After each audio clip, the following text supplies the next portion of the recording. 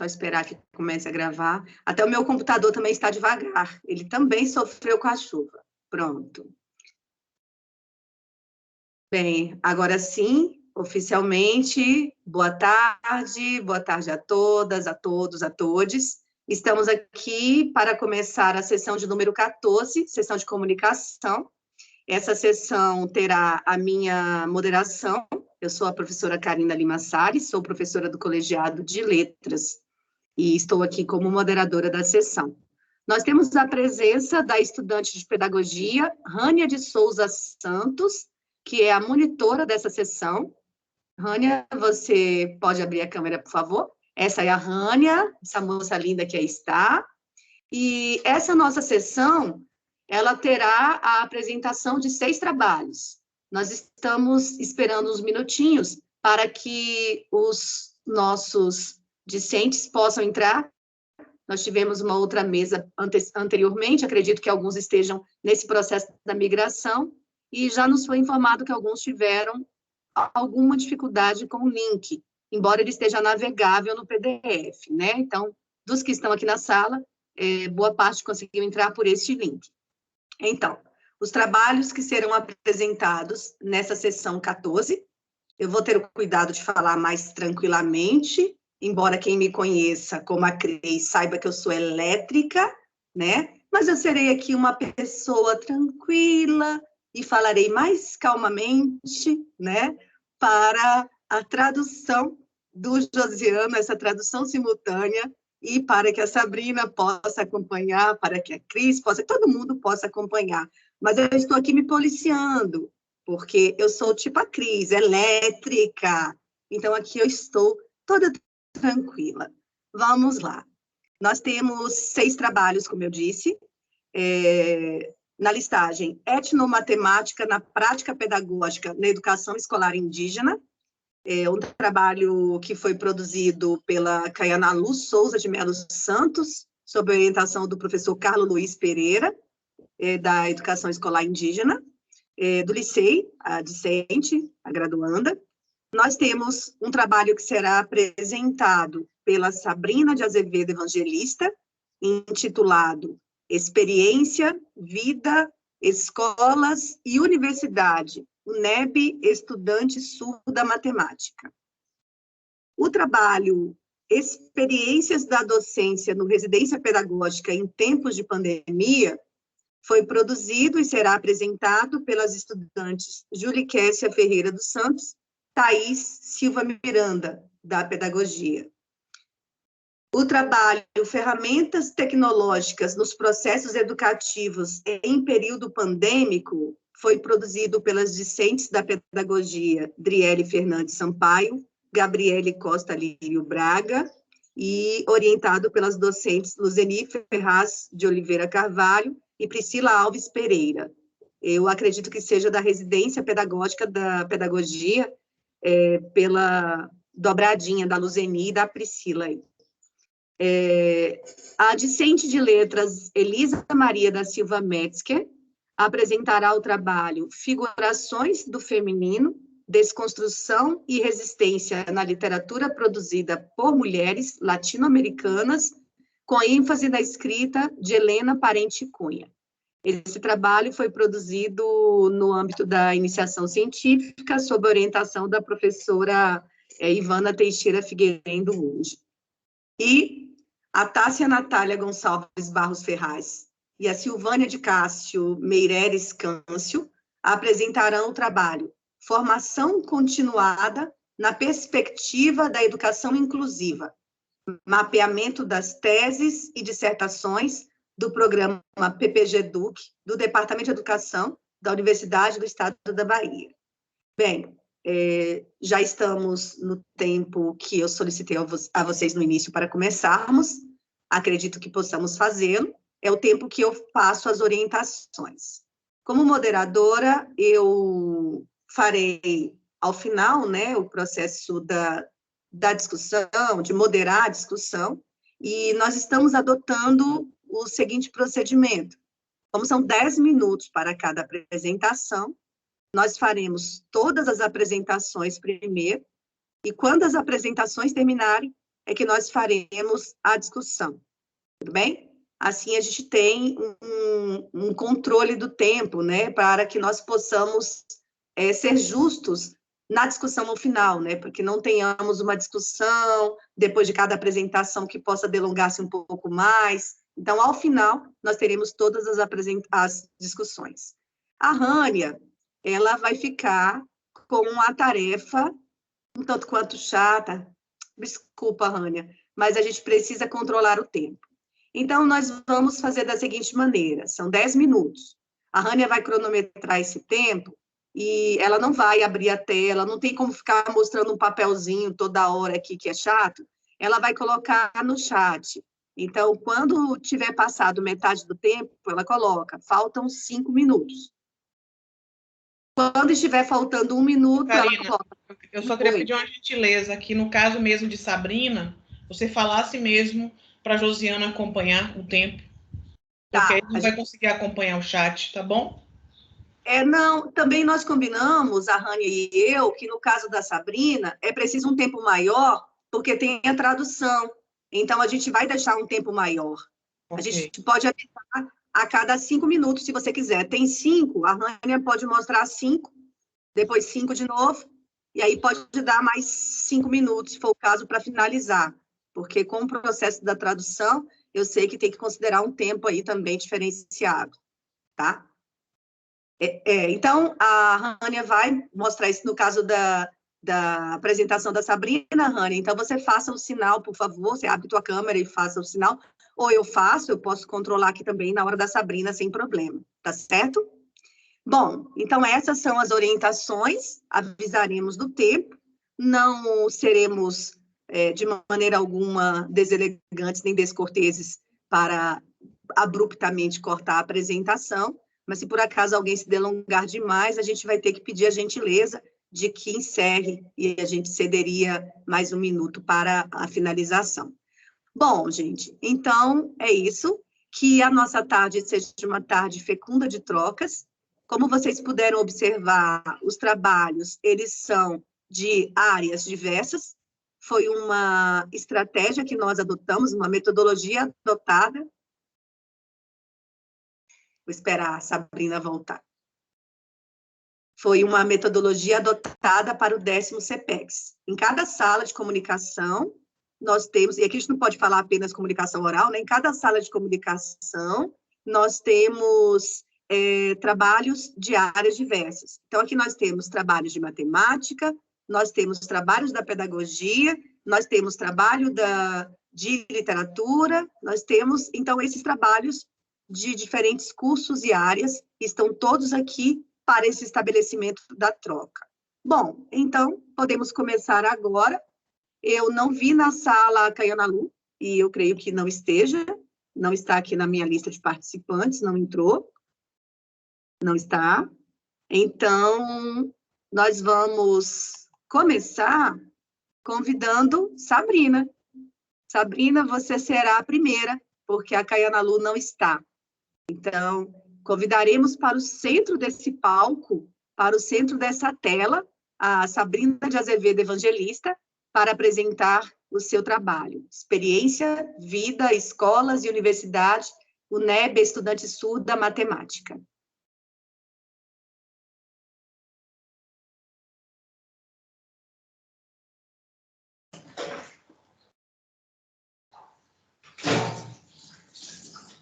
Boa tarde a todos. Eu vou estar fazendo a tradução voz da apresentação da Sabrina. Vou estar iniciando agora, então, a minha apresentação. Eu vou compartilhar.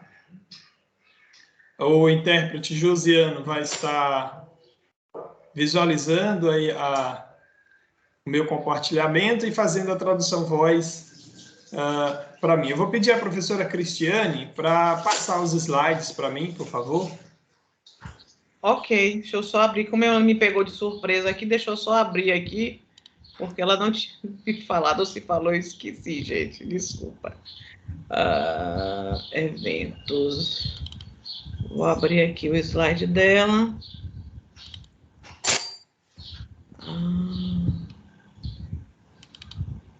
Tá abrindo aqui.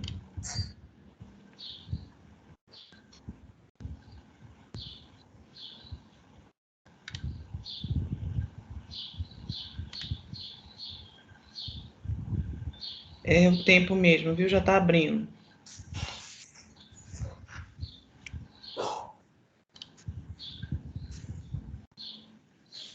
Ok, abriu, vou compartilhar.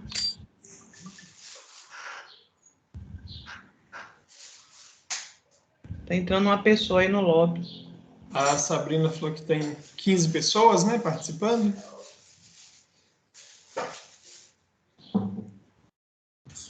Não apareceu ninguém no lobby para mim. Chegou aí? Tá abrindo. Tá abrindo. Jó, você pede a ela para ir avisando quando ela quer que eu passe a tela, tá bom? Ok.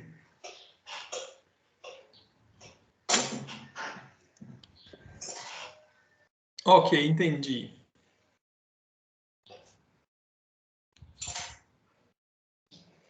Ok. Pode começar. Eu vou estar iniciando, então, a minha apresentação. O tema do meu trabalho é a experiência de uma estudante surda do curso de matemática na universidade. O meu nome é Sabrina. A minha orientadora é a professora Cristiane, aqui na cidade de Teixeira de Freitas, Bahia, no ano de 2021. Essa apresentação se dá aqui neste evento do CPEX, é a apresentação do meu TCC, com resumo.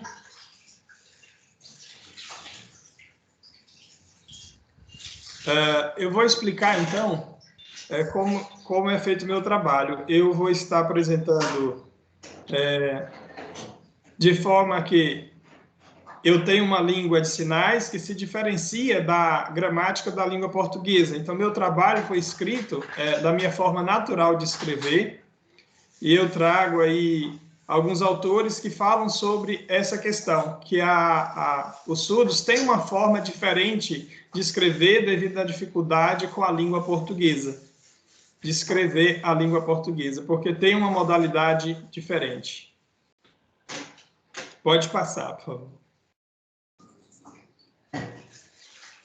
A lei de Libras, que é a lei 10.436, também o decreto 5.626 de 2005,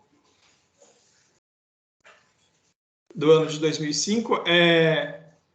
Essas leis foram muito importantes para o reconhecimento da língua de sinais. Então, o surgimento dessas leis é importante para o reconhecimento das línguas de sinais. Pode passar.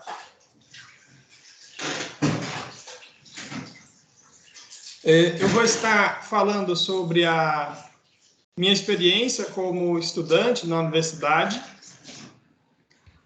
Os surdos, assim como os ouvintes, eles querem estudar, querem aprender, querem desenvolver. Então, vou estar falando sobre as dificuldades na universidade devido a alguns sinais que ainda não existem para alguns termos, os símbolos na área da matemática que não tem um sinal específico, e a importância para uma estudante surda ter uma formação. Então, vou falar também sobre a formação de professores. Eu pretendo ser professora quando me formar. Pode passar.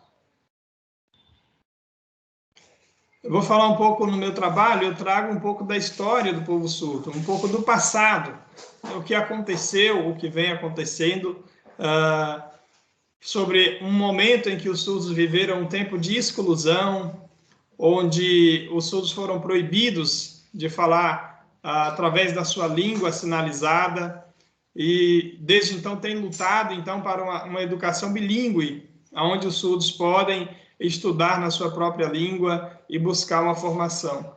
Então, é uma luta constante. Pode passar.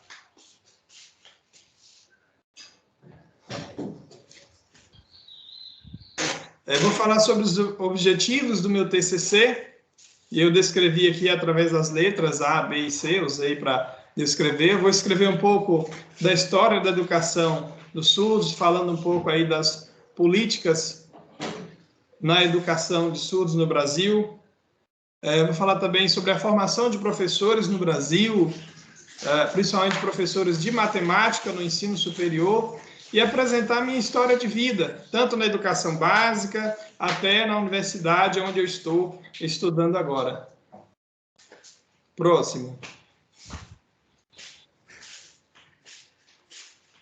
Aqui eu trago o meu referencial teórico. No curso de formação para professor e nos cursos de matemática, é preciso conhecer as metodologias de ensino para as pessoas surdas. Então, eu trago aí como referência Caldas 2012, que fala que é preciso ter uma educação em Libras. E os professores precisam saber Libras para ensinar na escola. Então, eu quero no futuro estar ensinando e utilizando como metodologia a minha língua de sinais, a língua natural, para estar ensinando outros alunos surdos. Pode passar.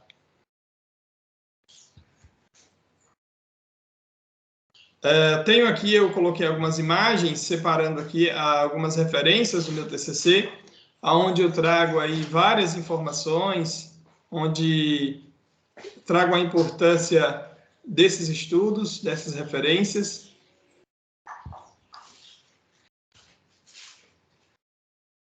São onde eu busquei as informações para a minha pesquisa, né? As informações tanto sobre a formação de professor, sobre a metodologia de pesquisa, todos esses locais onde que eu busquei as referências de cada um deles.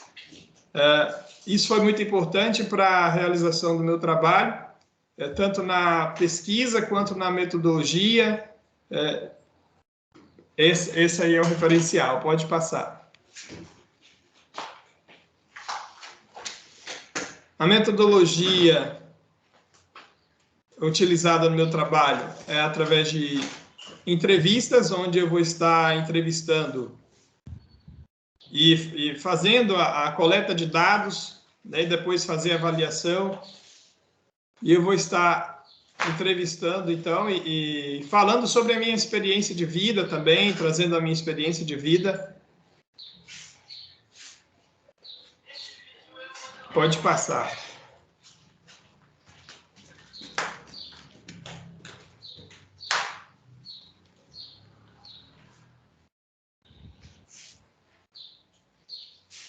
Os resultados da minha pesquisa, eu trago algumas imagens que representam o avanço, o desenvolvimento de todo o esforço que eu venho buscando dentro da escola, desde a minha infância até chegar na universidade.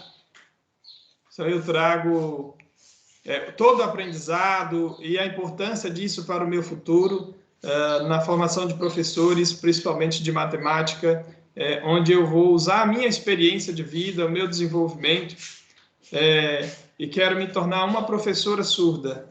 Toda essa trajetória que eu passei, ela se resume em avanços.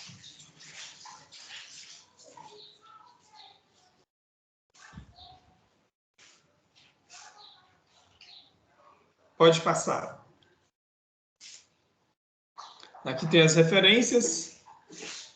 São as referências que eu utilizei no meu trabalho. Pode passar para o próximo. Esse é o sinal de obrigado, para que vocês visualizem aí o meu agradecimento.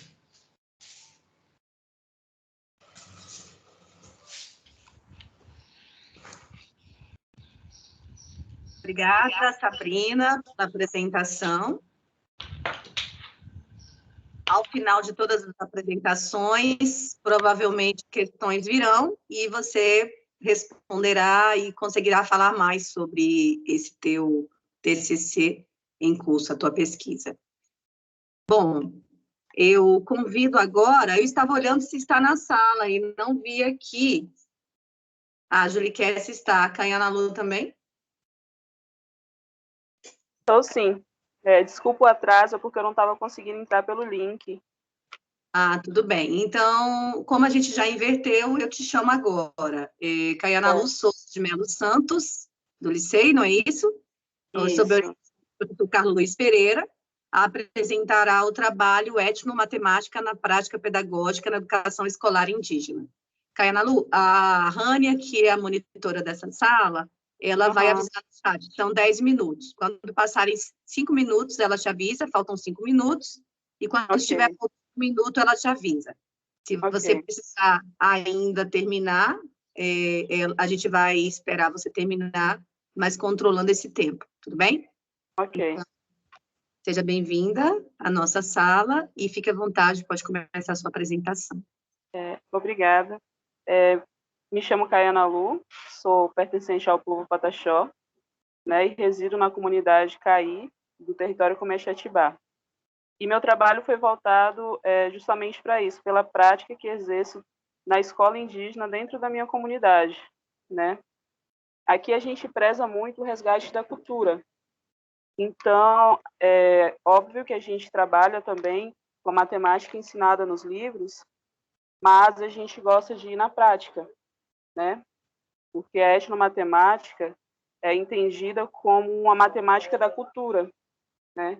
Então a gente preza muito isso.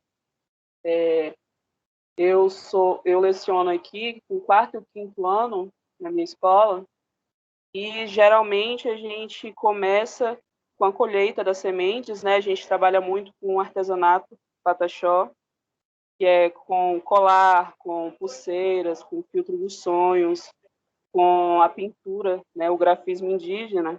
E a gente leva isso para a sala de aula, né?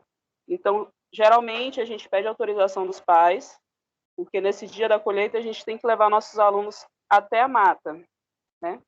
Então, nós pegamos nossos alunos, levamos até a mata, fazemos a colheita das sementes, né? Então, quando a gente volta para a sala de aula, a gente vai fazer a separação dessas sementes. Para quê? Para que os alunos tenham autonomia de querer formar esteticamente o material que eles vão fazer, né? Então, a gente separa a semente por tamanho, por cor, por simetria, né? E aí, com tudo isso, no final, a gente tem um trabalho da nossa cultura, do nosso resgate, e a gente vem para a teórica, né? Fazendo um paralelo com a matemática ensinada nos livros e com o que eles conseguiram aprender, né? O tamanho das sementes, eles conseguiram memorizar isso, com as cores, né? Se eles colocando as sementes do mesmo tamanho, se vai dar uma estética melhor para o material.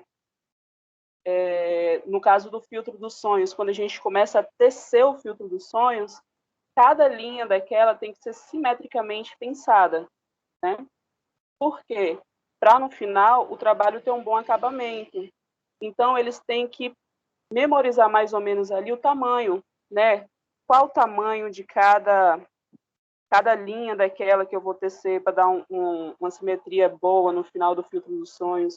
O que aquele filtro dos sonhos ele vem trazer como benefício para aquele aluno, né? Porque quando a gente ensina isso na sala de aula, ele vai aprender matemática, ele vai aprender a cultura e ele também vai poder vender lá fora o material que ele aprendeu em sala de aula, certo? Então, a gente preza muito isso aqui na nossa comunidade, né? Eu, particularmente, não gosto de ter minhas crianças presas numa sala de aula, eu gosto de levar elas até o campo, né? Eu acho que é uma boa forma de ensinar, né? Quando a gente vai mexer no solo, a gente tem uma horta comunitária na aldeia, por exemplo. Então, quando a gente vai mexer no solo, né? Ali a gente tem que saber a fase da lua para plantar, quando a gente pode plantar, o que a gente pode utilizar nessa horta, né? Então, isso não quer dizer que eu estou enrolando com as minhas crianças, simplesmente eu estou dando uma aula na prática, né? E eu acredito que dessa forma a gente consegue fazer com que eles aprendam, não só memorizem e depois esqueçam, né? Então, a gente vem trabalhando muito, muito isso com esse resgate da nossa cultura. A gente tem um dia que é voltado só para a cultura pataxó, né? Então, a gente pega nossos alunos, a gente dá autonomia que eles possam pintar uns aos outros. A gente começa primeiro com carvão, né? Porque o carvão, quando lavado, ele pode sair da pele, né? Então, na medida que as crianças elas vão pegando o jeito de fazer a pintura, né? A gente vai trocando pela tinta do genipapo, né? E essa tinta do genipapo também tem uma ciência. A gente tem que ir até a mata com essas crianças, pegar o genipapo verde, falar o que elas devem fazer com esse genipapo, né? Tem que ralar o genipapo, tem que espremer. Esse genipapo ele tem que ser guardado durante 3 dias para a tinta poder incorporar e depois ser passado para a pele da criança. Então, na medida que eles vão treinando, né, a coordenação motora deles, a gente vai substituindo o carvão pela tinta de genipapo. E essa prática que a gente realiza, eu acho muito bom, porque as crianças elas aprendem brincando, né? Então, eu acredito que quando a gente aprende brincando, a gente não esquece. Pode passar 10, 20, 30 anos que a gente vai lembrar ainda do que a gente fez na infância, né? A mesma coisa a gente faz na ciência, no português, né? Porque no português a gente vai através da música, né? E depois a gente faz com que essas crianças elas tentem fazer sua própria música. E quando é aula de ciências que tem sobre o solo, a gente leva elas para ver o tipo de solo, para pegar aquele solo, para poder fazer algum objeto com aquele barro, com aquela argila, né? A gente aqui mora em uma área de litorânea, então a gente pode levar nossas crianças até a praia, né? Então elas podem pegar aquelas conchinhas, a gente explica a parte teórica daquilo, mas elas também podem pegar aquelas conchinhas e transformar em arte, né? Então a gente prioriza muito isso, e meu trabalho foi voltado a essas práticas que eu já realizo e venho aprendendo, né? Porque eu não só ensino a eles, eu aprendo com eles a cada dia que passa, né? Eu passo uma experiência que eu já tive e eles me retribuem com a experiência novamente. Então, eu acredito que seja uma troca de experiências, né?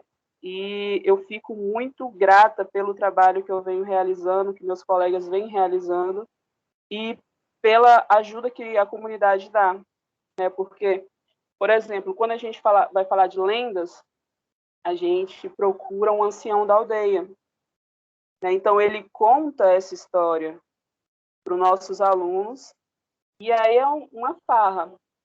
E quando a gente vai falar de planta medicinal, a gente também pega esse ancião, a gente pega nossas crianças e a gente vai até na mata. Por exemplo, uma última aula que a gente teve antes da pandemia, a gente estava falando sobre o fruto da mescla, né? Então, a gente levou nossas crianças até a mata, junto com o ancião.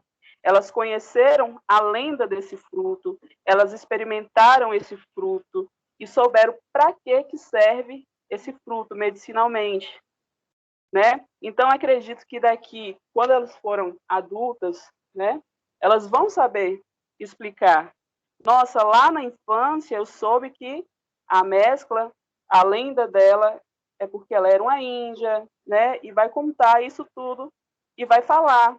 O fruto dela é muito doce e que a árvore dela é muito poderosa medicinalmente.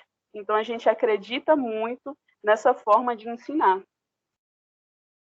né? Então meu trabalho foi realmente voltado nessas práticas culturais. E cada povo tem uma forma diferente de ensinar. E todas elas são válidas, né? Então, não sei se excedeu o meu tempo, mas eu gostaria de agradecer, né, pela oportunidade de apresentar um pouquinho da nossa vivência. Nós é que agradecemos, Caiana Lu. A discussão vai ser ao final, depois de todas as apresentações. Tudo bem? Certinho. Eu convido Julie Kessia Ferreira dos Santos e a Thaís Silva Miranda para apresentarem o trabalho Experiências da Docência no Residência Pedagógica em Tempos de Pandemia. Oi, eu sou Thaís. Julie, você tá aí? Eu vi Julie na lista dos participantes.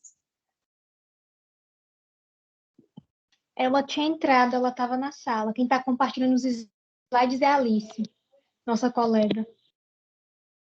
Sim, eu vi. Julie? Começando, eu vou logo avisando que minha internet está bem oscilando, mas eu vou começar.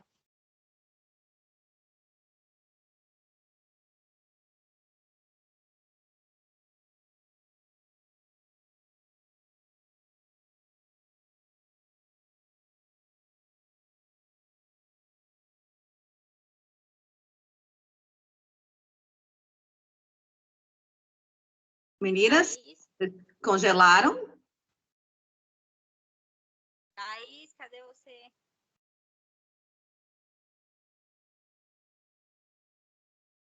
Thaís deve ter caído. Bom, a gente vai apresentar, né, sobre as experiências da docência no residência pedagógica em tempos de pandemia.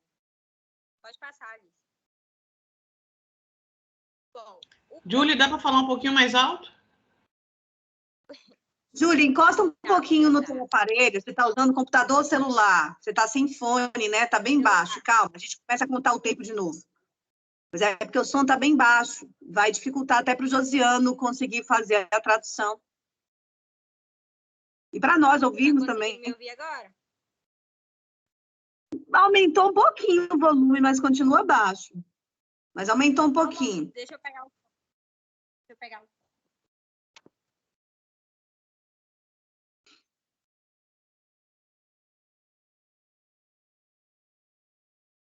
Adriele e Gabriele estão na sala? Sim. Ok.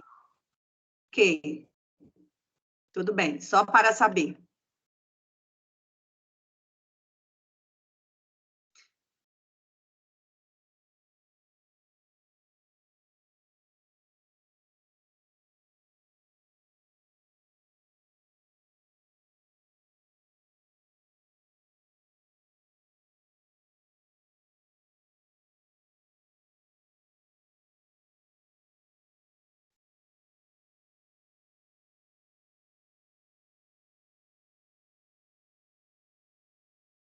Thaís, você retornou?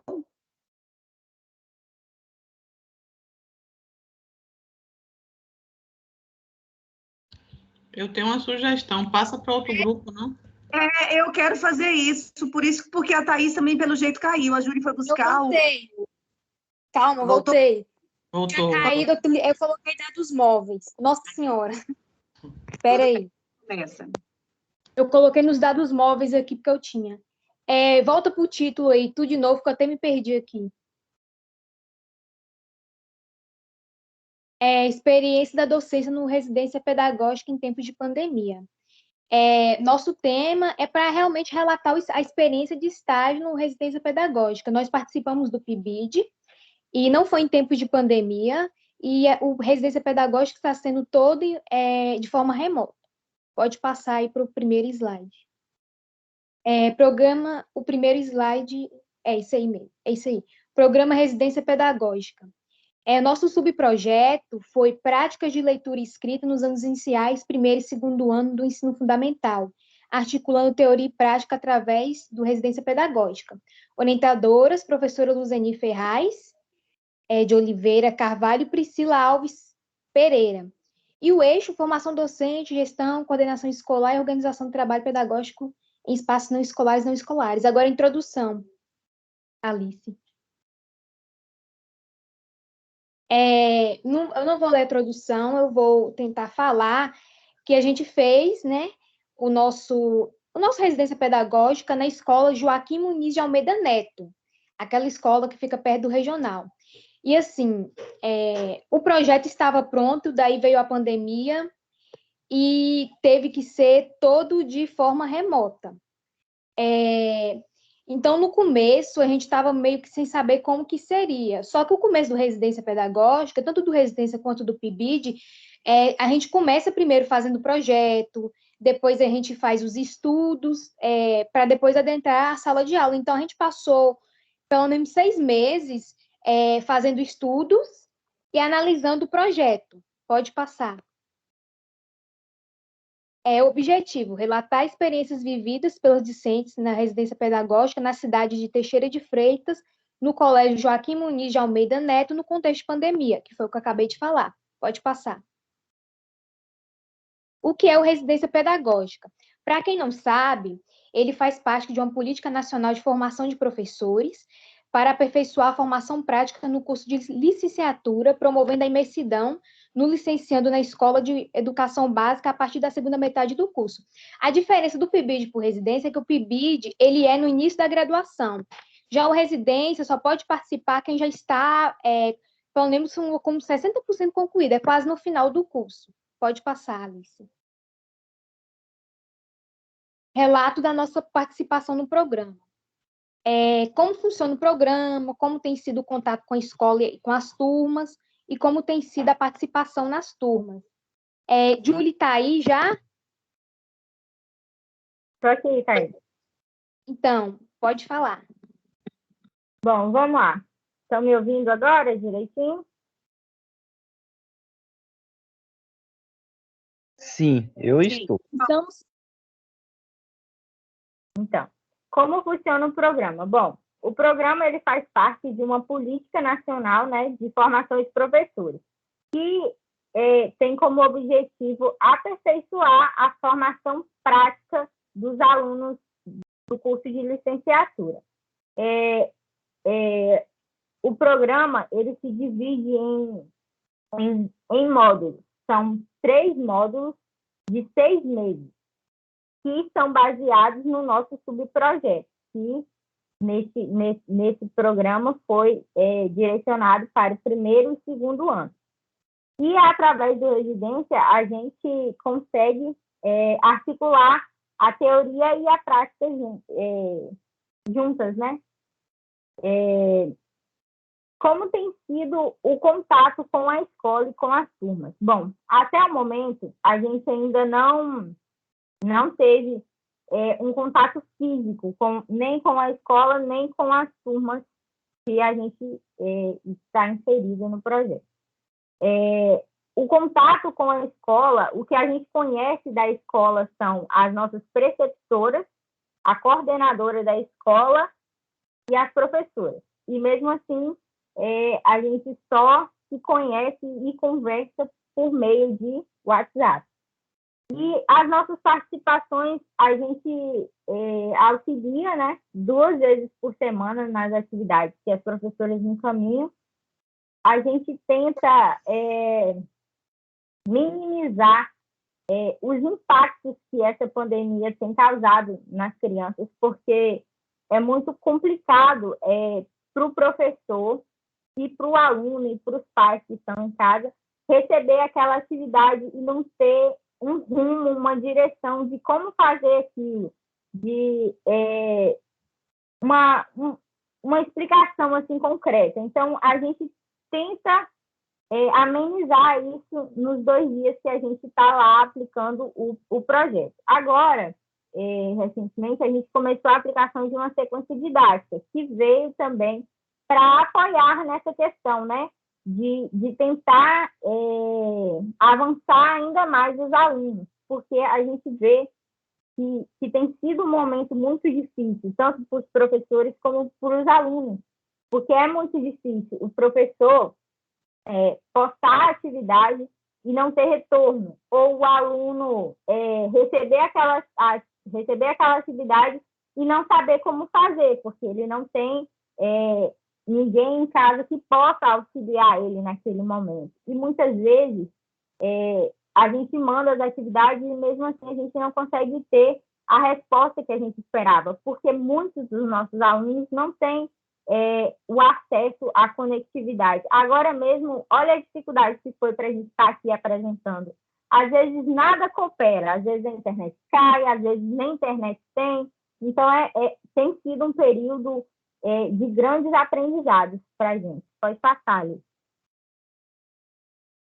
Bom, quer que eu comece, Júlia? Ou você quer começar? Começa. Pode começar. A gente colocou resultados e considerações, a gente pensou em colocar alguns, explicar sobre vídeos. Por quê? O que acontece? A gente está, no começo, assim, antes da sequência didática, a gente está, gravando vídeo para a professora sobre o assunto e mandando no grupo. Então, por exemplo, este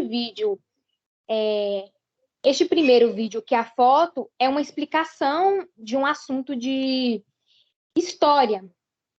Já o outro aqui que eu coloquei é da sequência didática que a gente está aplicando, um vídeo falando sobre o que é biografia. Então, a gente sempre tenta ajudar os professores gravando um vídeo explicando o assunto. Eu, com a minha professora, que é segundo ano, eu também mando a foto da atividade e explico por áudio, nos dias que são os meus dias na semana. Já outros só gravam o vídeo e a própria professora da sala manda. Então, tem sido assim o Residência Pedagógica. Pode falar, Júlia. Então, ali, nas duas fotos que eu coloquei ali, eu estou tentando explicar, né, a questão de que as letras, o alfabeto em si, ele está ao nosso redor, porque a gente percebeu uma dificuldade muito grande das crianças compreenderem isso. Isso foi um videozinho bem do começo do ano. E esse outro, eu estou tentando explicar a questão da interpretação de gráfico. Porque, assim, mesmo os professores enviam a atividade e enviam um vídeo extra do YouTube, mas, às vezes, o vídeo que eles mandam do YouTube ainda não dá aquela explicação clara. Então, aí a gente tenta complementar aquilo, a gente vem e tenta explicar aquela atividade de forma mais clara, tanto para a criança quanto para o pai, que não sabe muito bem o que fazer, porque nós sabemos que a taxa de pais que nós temos sem acesso à escola é muito grande, tanto que não só pais, às vezes crianças que moram com avós ou com tios, que não têm leitura, que não têm esse domínio. Então, a gente tenta, né, explicar da melhor forma para tentar amenizar esses impactos. E, assim, a gente considera que o Residência Pedagógica, nesse modelo que tem sido, não tem sido o ideal, a gente sabe, não se compara ao presencial, nunca, mas tem sido de grande aprendizado para a gente. Tem feito a gente pensar muita coisa. A gente, hoje, eu posso dizer que eu tenho um olhar diferente sobre essas questões, porque teve muita coisa que pegou a gente de surpresa nessa pandemia. E uma delas foi isso, porque muitos professores não sabiam como gravar um vídeo, como editar um vídeo, e se viu ali tendo que aprender. Então, a pandemia, ela trouxe muitas coisas ruins, mas também trouxe muitos aprendizados para a gente. Thaís, mais alguma coisa? Só passar as referências aí, rapidinho. Eu só quero complementar que, antes da gente adentrar a sala de aula, nós fizemos o projeto foi feito pelas nossas preceptoras, mas nossos estudos foi baseado em ver as diferenças entre o construtivismo e a pedagogia e a teoria crítica, histórico-crítica. A diferença entre Vygotsky, Saviano e as teorias de leitura escrita, porque o projeto ao todo do nosso núcleo foi sobre leitura escrita nos anos iniciais. Então, nossos estudos foram baseados para ver as diferenças desses dois, porque ninguém sabe qual o contexto que a gente iria pegar nas escolas. E é isso, a gente gostaria de agradecer a oportunidade. Gostaria de dizer que eu também tenho aprendido muito com essas atividades remotas. E é isso, encerramos por aqui. Muito obrigada. Não sei se passou o tempo, escutou, mas obrigada. Tranquilo, a gente está controlando aqui. Agradecemos a Thaís e a Júlia e convidamos agora para a apresentação a Adriele Fernandes Sampaio e Gabriele Costa Lírio Braga, que vão apresentar o trabalho Ferramentas Tecnológicas dos Processos Educativos em Período Pandêmico, orientado pelas professoras Dozeni Carvalho e Priscila Alves Pereira. Adriele, Gabriele. Olá, pessoal, boa tarde. Eu pedi a Júlio e Thaís para passarem o slide, por gentileza.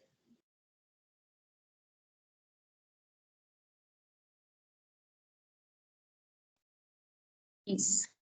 Está aparecendo, todo mundo está vendo? Estão me ouvindo bem? Nós. Aqui está um pouquinho falhando para mim, mas qualquer coisa vocês me interrompem, tá? Bom, me chamo Adriele Fernandes Sampaio e, juntamente com Gabriele Costa Lírio, falaremos um pouco sobre as ferramentas tecnológicas nos processos educativos em período pandêmico. Somos graduandos do curso de Pedagogia na Universidade do Estado da Bahia e atuamos como residentes no programa Residência Pedagógica. Nós vamos relatar aqui as nossas experiências até então, as quais ocorreram na Escola Municipal Raquel de Queiroz e Genivaldo Bispo. Pode passar, por gentileza. Bom, com tudo o que passamos e ainda estamos vivenciando no mundo com a Covid, isso acarretou em algumas mudanças no nosso estilo de vida, na educação, sem aulas presenciais. E com isso, no nosso caso, como residentes, algumas perguntas, inquietações surgiram. Como, por exemplo, como nós faríamos para ajudar as crianças nesse modelo? Como se daria o procedimento, acompanhamento e desenvolvimento das crianças? Vamos dar conta? Então, essas foram algumas de nossas indagações. Pode passar. Antes de estarmos como residentes nas escolas, com as crianças, nós lemos alguns livros, como Pedagogia Histórico-Crítica, Primeiras Aproximações, de Saviani, História do Menino que Lia o Mundo, de Brandão, Cotidianos Escolares e Tecnologias Digitais Móveis, Relações, Tensões e Ressignificações, de Cordeiro e Bonilla, Cibercultura e Mobilidade, a Era da Conexão, Desafios da Ubiquidade para a Educação, Santaella. Além disso, tivemos também seminários, palestras, tudo isso para subsidiar o nosso trabalho antes de adentrarmos as escolas. Pode passar. Bom, assim, esse trabalho teve como objetivo explicitar a prática educativa vivenciada durante a experiência do programa Residência Pedagógica na etapa de atuação docente nos anos iniciais no município de Teixeira de Freitas. Pode passar.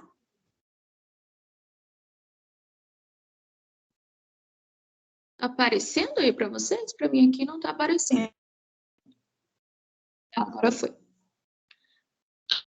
Ao iniciarmos o trabalho dentro da escola, ficou certo de acompanharmos as crianças juntamente com a professora 2 vezes por semana, ajudá-la no que for preciso, ficar à disposição das crianças para a tirada de dúvidas em relação às atividades e, juntamente com a professora regente da escola, planejar essas atividades, entre outras coisas.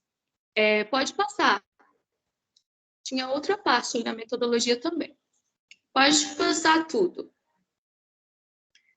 O núcleo do residência, o qual é composto pelas preceptoras, professoras orientadoras e nós residentes, como foi mencionado, nos reunimos, porque ainda fazemos parte do programa, quinzenalmente com encontros na plataforma Teams. E é importante falarmos aqui que trabalhamos com crianças do ensino fundamental 1, segundo e terceiro ano, como já mencionado, na Escola Municipal Genivaldo Bispo e na Escola Municipal Raquel de Queiroz, desde o ano passado. Pode passar.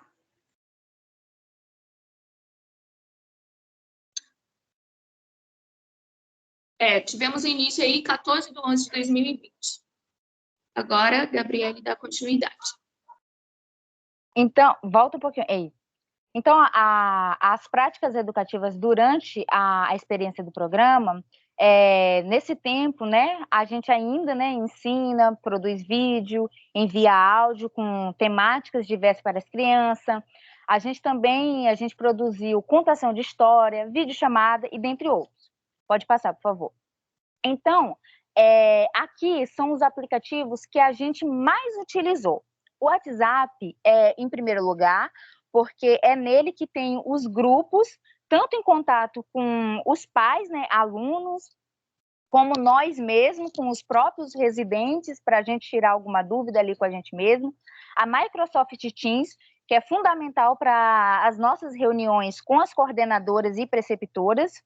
O InShot, que é o editor de vídeo que a gente mais usa para editar nossos vídeos, nossas imagens que a gente manda para esses alunos, e o Google Meet, que a gente também faz reunião, a gente usa mais ele para fazer reunião só com nós mesmas e as preceptoras. Quando é necessário fazer essas reuniões, a gente utiliza o Google Meet.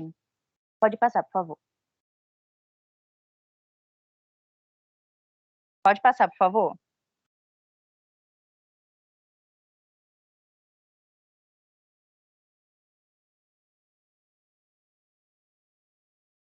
Então, aqui é o momento que a gente está utilizando o WhatsApp, que é o momento que está retirando dúvida desses alunos, quando a gente posta uma atividade, então aí eles têm um período para responder, e aí eles mandam foto dessas atividades, né, se estão com dúvida, ou até mesmo quando já estão prontas, e ali tem comentários nossos, de uma dúvida, né, da criança, e a gente tentando explicar para ele. Também tem um momento de interagir com eles, né? Pedir para que eles façam essa atividade, né? Reforçar esse momento. No terceiro ali, é um momento que a gente convidou, né? Elaborou um cardzinho, um videozinho, convidando eles para uma aula, que foi uma tentativa, na verdade, uma aula virtual, né? Sobre o conteúdo da sequência didática, que foi até mencionado no grupo anterior. Pode passar, por favor.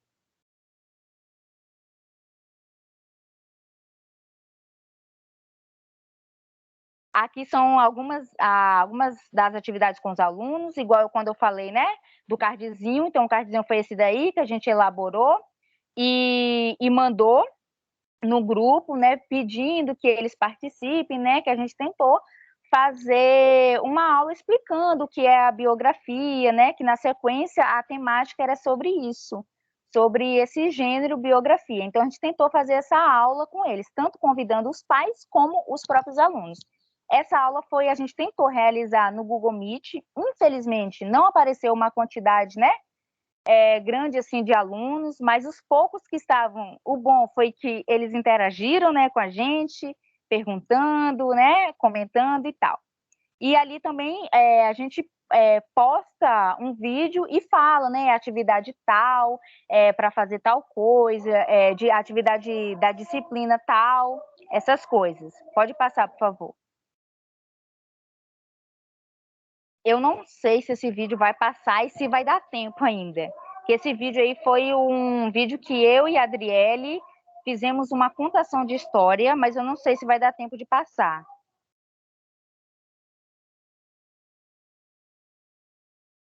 Vocês têm 2. Prossiga, Gabriele. Eu vou prosseguir. Se der tempo, não vai dar tempo, passa, se não der. E aí, após o vídeo, né, teve essa interação com eles, porque essa contação de história retratava de um livro que falava de um personagem que, de certa forma, ele sofria bullying. E a gente estava conversando com esses alunos sobre isso, né? Sobre essa questão, para eles mandarem mensagens positivas. E aí tem ali uns áudios, né, desses alunos mandando mensagens positivas para esse personagem. Pode passar, por favor. É um outro vídeo que a gente gravou também, mas pode passar.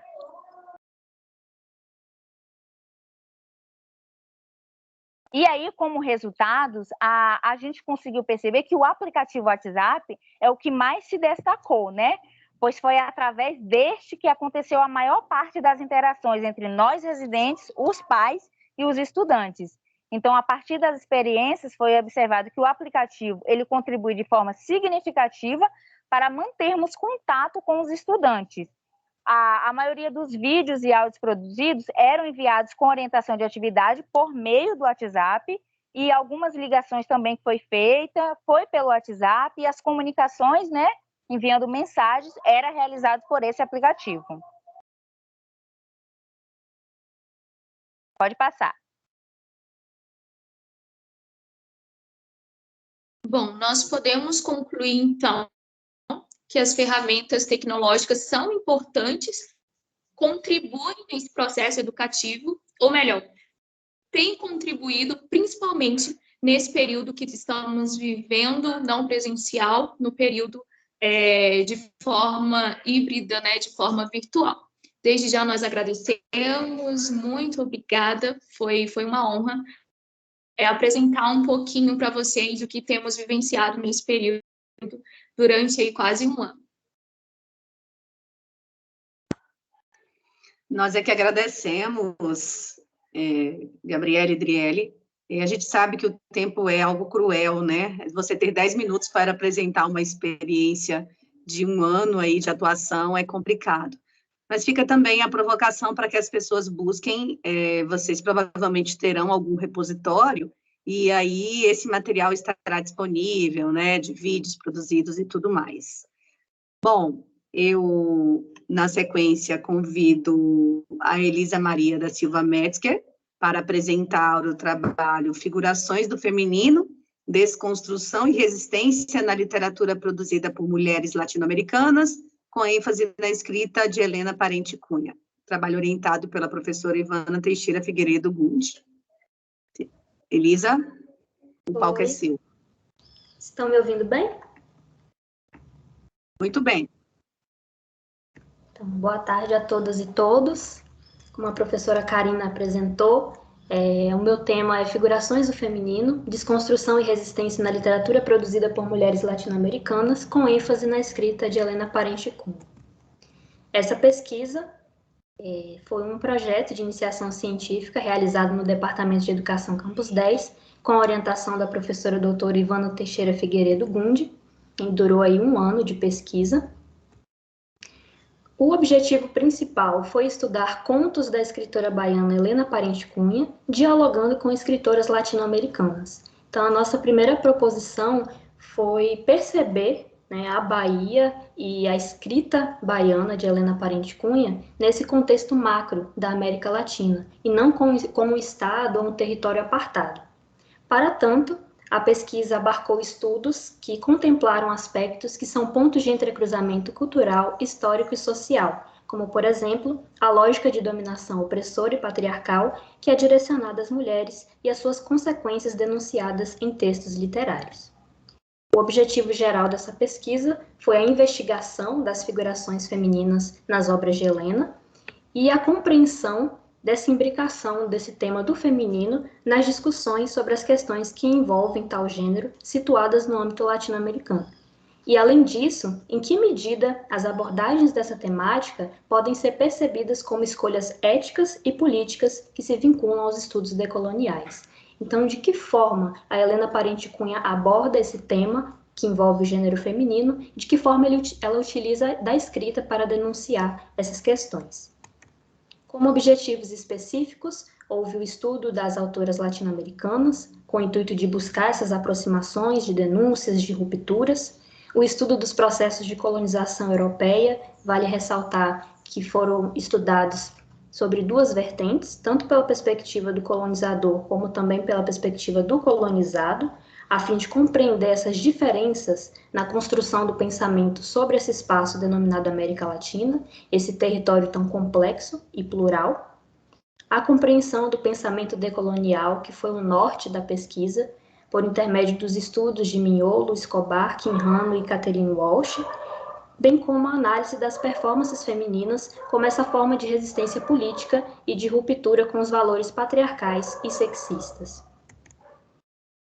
nos processos metodológicos, né, de início houve a leitura de 2 obras literárias da Helena Parente Cunha, Vento, Ventania e Vendaval, de 1998, e Os Provisórios, de 1980. Então foram escolhidas essas 2 obras para análise, para mapeamento e delimitação.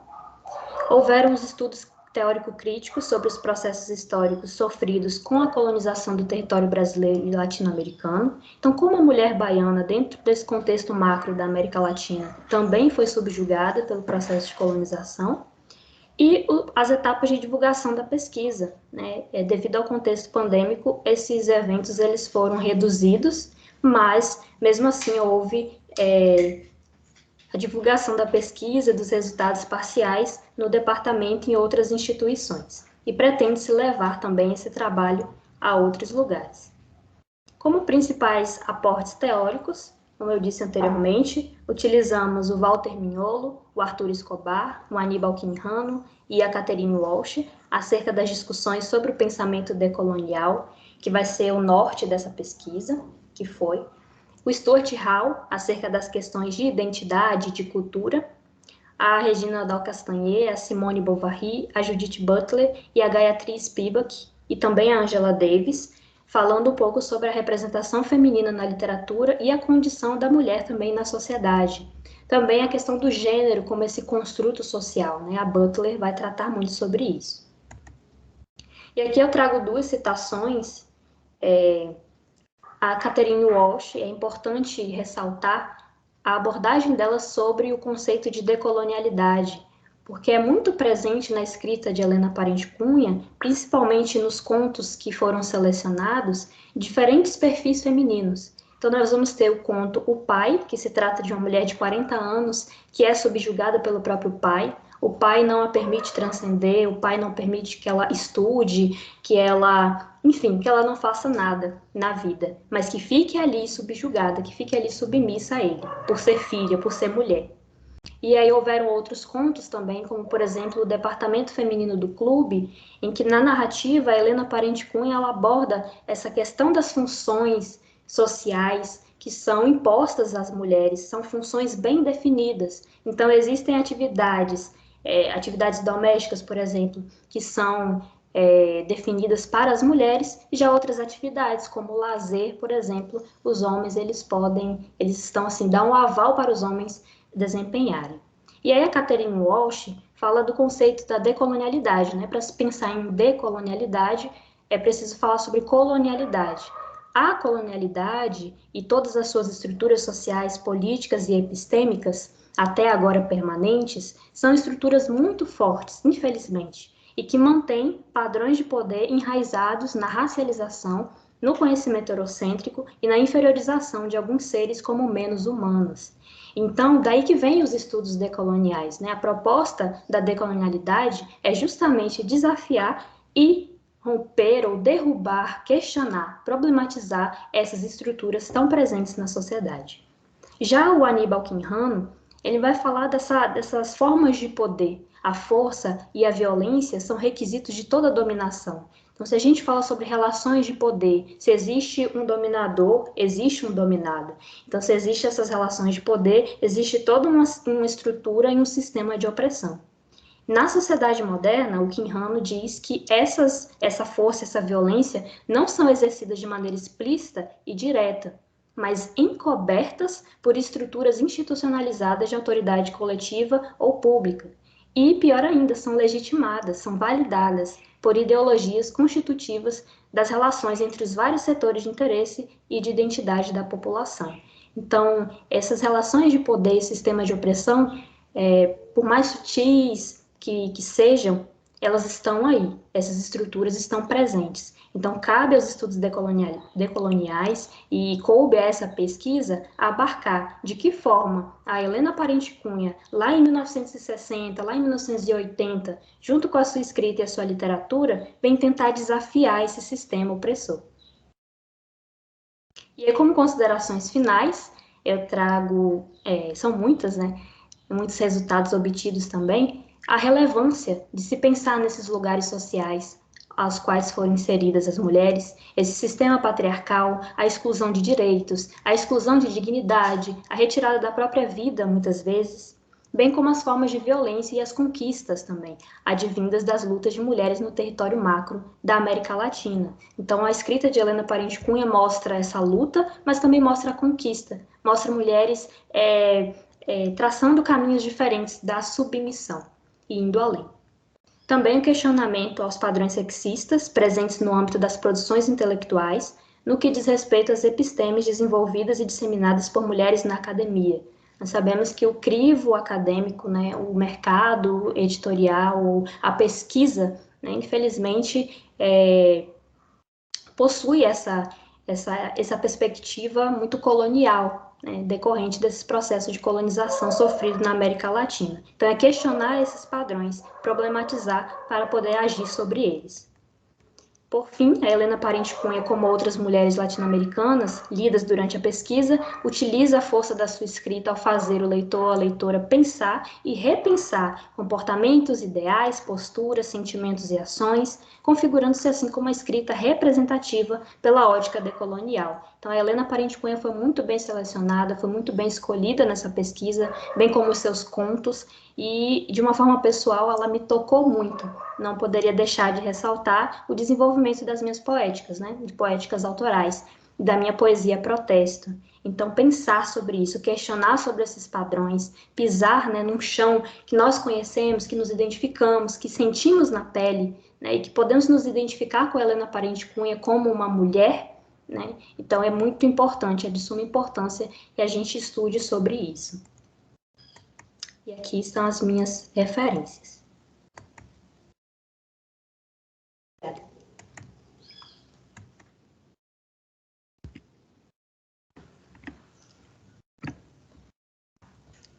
Obrigada, Elisa. Tempo gravado aí agora. Eu convido para que possamos fechar esse ciclo inicial, que é o das apresentações, a Tássia Natália Gonçalves Barros Ferraz e a Silvânia de Cássia Meireles Câncio, para apresentarem o trabalho. Boa tarde. Vou dizer só o título, porque, só um pouquinho, eu não sei quem falou, se foi a Tássia ou a Silvânia. Pronto, Sabrina voltou. E o trabalho intitulado Formação Continuada na Perspectiva da Educação Inclusiva, mapeamento das teses e dissertações do programa PPG-EDUC, do Departamento de Educação da Universidade do Estado da Bahia. Tássia e Silvânia, sejam bem-vindas e podem começar a apresentação de vocês. Boa tarde, vou tentar compartilhar aqui o slide. Um momento.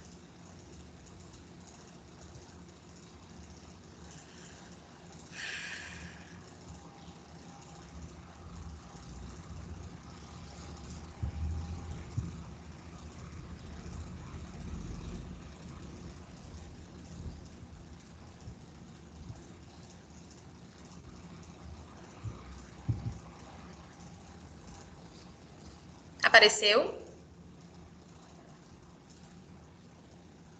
Sim. Certo. Então, boa tarde a todos e todas. Essa apresentação, ela se intitula o nosso TCC, a nossa conclusão de graduação, cuja orientadora desse projeto, não, desse TCC, é a professora Cristiane Gomes Ferreira. O tema, formação continuada na perspectiva da educação inclusiva, mapeamento das teses e dissertações do programa PPG-EDUC, do Departamento de Educação da Universidade do Estado da Bahia. Tema minha colega Silvânia de Cássia Meireles Câncio. Primeiramente, é importante dizer que a UNEB ela é uma universidade pública estatal, encontra-se na maioria das cidades baianas e tem majoritariamente cursos de licenciatura. Portanto, é importante que a gente conheça, né, o primeiro programa de pós-graduação da universidade e como ele tem conduzido as pesquisas nessa área das políticas públicas, não só para a Bahia, mas sim para o mundo, na perspectiva da formação de professores e a formação continuada em si. Bom, o nosso objetivo geral fazer o levantamento dessas teses e dissertações do programa de pós-graduação, né, em Educação e Contemporaneidade, do programa da Universidade do Estado da Bahia, UNEB, né, sobre a formação de professores na perspectiva dessa educação inclusiva. Os objetivos específicos que temos, né, primeiro, nós iremos abordar a educação inclusiva, né, e as suas políticas públicas, como primeiro tópico. No segundo tópico, discutiremos sobre a formação de professores e políticas públicas para a educação inclusiva no Brasil. E o terceiro é essa análise, né, realizar esse levantamento, esse mapeamento através de tabelas, todo um percurso, né, metodológico sobre a formação de professores para a educação inclusiva. Temos aqui as referências, né, os autores primordiais para essa pesquisa, né, para esse TCC. Nós utilizaremos Monthuan, que traz em seu bojo, que é ensinar na perspectiva inclusiva, significa ressignificar o papel do professor, da escola, da educação em si, da sociedade e das práticas atuais que ainda são excludentes. Manzota, ele traz que a educação ela é baseada na necessidade de proporcionar igualdades para todos. E Rodrigues, ele traz esse desenvolvimento de competências para a educação inclusiva, ou seja, é uma prática em serviço, é você ser um professor reflexivo de sua prática e está em constante processo, né, de aprendizagem, de evolução, para atender às necessidades atuais em que nós encontramos, principalmente, né, o nosso foco da educação inclusiva, que muitas vezes esteve, né, excludente, mesmo logo após muitos documentos normativos e leis que asseguram essas ideias desses autores. Esses autores que eu acabei de citar, Monthuan, Manzota e Rodrigues, eles foram a base do nosso TCC e eles dialogam numa perspectiva diferente, mas com as mesmas ideias, né, dessa inclusão e da formação de professores nessa perspectiva inclusiva. Os documentos normativos que trago e que também subsidiou esse TCC, que é a atual LDB, né, a 96, 9.39496, que ela traz em seu bojo, que assegura os alunos, né, um currículo, metodologias, recursos e organização específicas para atender às suas necessidades, as necessidades desses alunos. Temos a Constituição de 88, né, que ela traz a igualdade de condições para o acesso e permanência na escola para todos. Tem a meta 4 do PNE, que ela traz a universalização dos alunos, né, de 4 a 7 anos, que estejam, né, ao acesso à educação básica e o atendimento educacional especializado, preferencialmente na rede regular de ensino, né? Ou seja, garantindo um sistema educacional inclusivo em sua totalidade. E temos, por fim, a Declaração de Salamanca, de suma importância, surgiu aí nos anos 90, na década da inclusão, junto com a quebra de paradigmas excludentes. É uma conferência internacional de importância, né, para o avanço de todo mundo e principalmente no Brasil. Ela teve uma grande influência e ela assegura que a educação de pessoas com deficiências seja parte integrante do sistema educacional. Então, é de suma importância para o nosso TCC, né, e para as nossas pesquisas, e nós, como os futuros pedagogas, compreendermos, né, que a licenciatura em si, ela não para apenas na pedagogia e na licenciatura, mas nós precisamos expandir os nossos horizontes para atender às demandas atuais. Passo para minha colega Silvânia.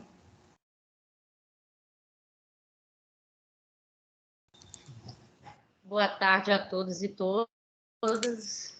Eu sou Silvânia, estou como parceira da Tássia aí nesse TCC. Então, vou falar um pouco da metodologia. Nós elegemos como metodologia do nosso trabalho o estudo da arte, né? O estudo do estado da arte, que, embora poucos utilizados pelos pesquisadores, antes também um pouco conhecido por nós. Para tanto, sob a orientação da professora orientadora desse trabalho, que é a Então, o estado da arte para o autor Romanovski exercício é uma metodologia de caráter detalhista e descritivo da produção acadêmica e científica sobre o tema que se busca investigar.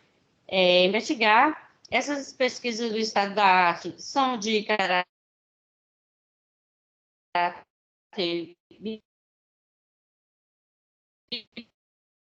bibliográfico, né?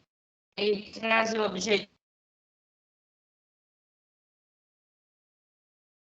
de mapear e discutir uma ação acadêmica em do conhecimento com vistas aspectos que estão sendo destacados e até o estado da arte, né, sobre esses tópicos.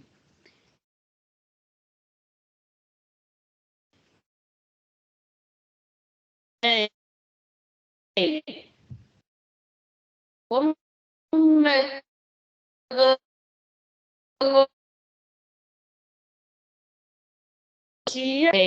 para o curso, percurso em meio físico e digital.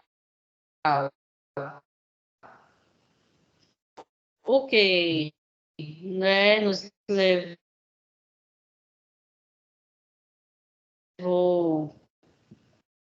e nos expôs a um mar de informações, carecendo a organização, disciplina de todo esse processo, né? Está sendo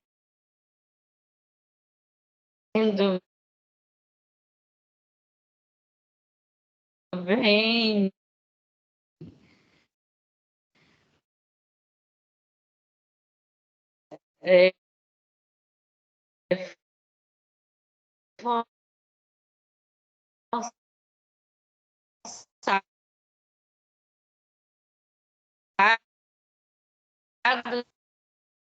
né? Porque o método que a gente buscou diante de toda essa pesquisa que fiz, né? E já tem um banco já de dados que nós já estamos trabalhando em cima deles. Os nossos resultados, passei para mim, Tassi, por favor. Eu estou tentando passar, não sei se é a minha internet ou é a sua, que está cortando muito.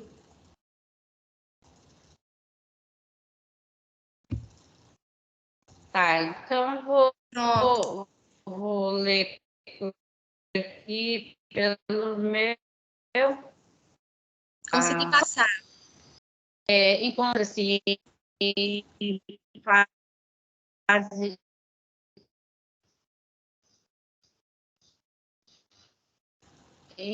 fase de em produção de qualidade inclusiva em sua totalidade, reconhecemos que a formação docente proporciona reflexões e estudos sobre o fazer docente em suas múltiplas dimensões e desdobramentos no cotidiano da escola.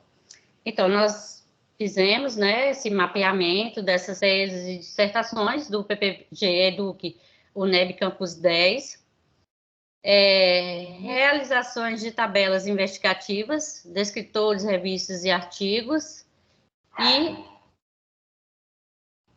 estamos, né, que serão as conclusões decisivas dessa investigação. Obrigado. Tassi ainda tem um recadinho. Se o tempo me permite, gostaria de finalizar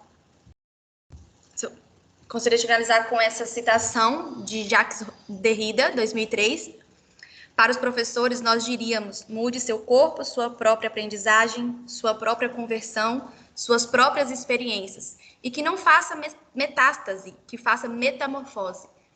Então, eu deixo essa citação, uma reflexão para todos nós, futuros pedagogos, né? Para estarmos sempre, constantemente, reflexivos de nossa prática e pensando nas mudanças atuais em que encontramos.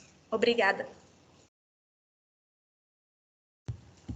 Nós que agradecemos. Bem, essa etapa das apresentações, ela se encerra e você fica na nossa... E a gente passa para a etapa da discussão dos trabalhos. Como moderadora, eu vou evitar fazer perguntas agora, porque eu gostaria de ouvir as perguntas do público, mas eu vou comentar bem brevemente, tá? Pode até marcar meu tempo. Sabrina, parabenizar pelo trabalho, por essa pesquisa em curso, parabenizar também a orientadora, né, esse respeito a essa singularidade da escrita de uma estudante surda. Fiquei, na tua apresentação, pensando, você fala dos aprendizados, muitos aprendizados, sinais novos na matemática, e fiquei curiosa para ver o trabalho como um todo, pelo desenho que você faz, e fiquei imaginando o quanto desse desejo de ser professora tem a ver também com a tua trajetória. Então, se houver alguma pergunta nesse sentido, se não, eu farei depois. Ana Lu, lindíssimo trabalho de etnomatemática, desde o território Comexatibá e a cultura Pataxó, e eu fiquei também nessa perspectiva de ouvi-la atentamente, a troca da tua prática, né, as considerações sobre a tua prática, imaginando esse trabalho no coletivo de professores, na perspectiva de vocês trabalharem de uma maneira mais interdisciplinar. É algo até que vamos ver aqui no bate-papo já, né? Mas das minhas inquietações aqui ouvindo você e eu querendo ouvir mais nessa perspectiva também. Julie Kess e a Thaís Miranda e o grupo seguinte, né? As experiências da residência pedagógica que vocês trouxeram, muitíssimo interessantes, e práticas de leitura e escrita nos anos iniciais, que já é um desafio na presencialidade, quanto isso deve ter sido desafiante, está sendo desafiante no contexto da virtualidade. Dizer que parte dessas discentes eu conheço da pedagogia, que nós trabalhamos literatura infanto-juvenil, e elas estavam estagiando na educação infantil. Então, eu partilhei um pouco dessas angústias lá do estágio, e sei que algumas questões aparecem aí também na prática do residência. Mas eu queria ter escutado mais de vocês duas da experiência. Vocês acabaram organizando a apresentação falando do programa, né, que também acho interessante, porque a gente tem que falar, mas como o nosso tempo aqui era curto para apresentação, vamos ver nas perguntas, né, que vocês podem trazer um pouco mais a experiência. Driele e Gabriele já trouxeram nessa perspectiva, né, de destacar as práticas desenvolvidas, bem interessantes, né, e que também estão em diálogo com essas práticas que têm sido desenvolvidas no contexto da educação básica e no contexto da educação infantil também, das produções de vídeos, do envio dos áudios, contação de histórias, videochamadas. Gostei da perspectiva de vocês trazerem essas considerações nas análises, né, como é que foram, e as inquietações que vocês trouxeram também de atuar neste contexto pandêmico, o que é que vocês viram que resultou, né, que teve um melhor resultado nesse processo da interação com discentes, pais, escolas. Elisa Metzger, com a tarde cheia, né, sai da mesa direto para cá, mas o 10º CPEC está sendo assim, gente, emoção atrás de emoção. A gente tem, nessa semana inteira intensa, né, sempre várias atividades. Uma pesquisa muitíssimo bem delineada, o desenho que você faz para nós que estamos te ouvindo aqui, para quem te ouviu pela primeira vez, a gente consegue entender como se deu esse processo da pesquisa. E aí você teve a preocupação também de trazer algumas questões das análises quando você faz a relação com referencial. Parabéns pela pesquisa. Quero ver já as escritas, né, na realidade, para todo mundo que está aqui, porque o trabalho da Sabrina vai resultar numa escrita de um TCC. O trabalho das meninas do PIBID, do Residência Pedagógica, o PIBID é a minha praia, gente, do Residência Pedagógica, também vão ter relatórios, né, publicização, O trabalho da Caiana Lu, eu não sei se está relacionado ao que ela vai escrever na Licei, mas, de qualquer maneira, ela tem registros. É interessante buscar publicar artigos sobre as experiências de vocês. E o trabalho da Tassi e da Silvânia também, né? Porque a pesquisa está fazendo um mapeamento de teses e dissertações sobre educação inclusiva, nessa perspectiva de discutir formação continuada, né, sobre essa perspectiva.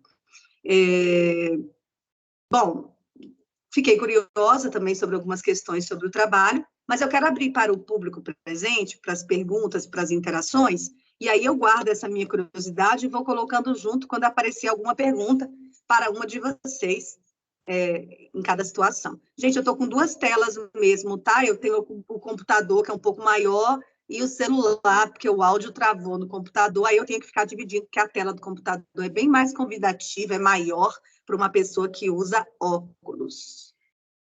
Bom, público presente, quem gostaria de começar fazendo perguntas, para quem, ou comentários? Poderíamos abrir nossas câmeras, se vocês pudessem, para que a gente pudesse fazer um grande caleidoscópio aqui, pudéssemos nos ver.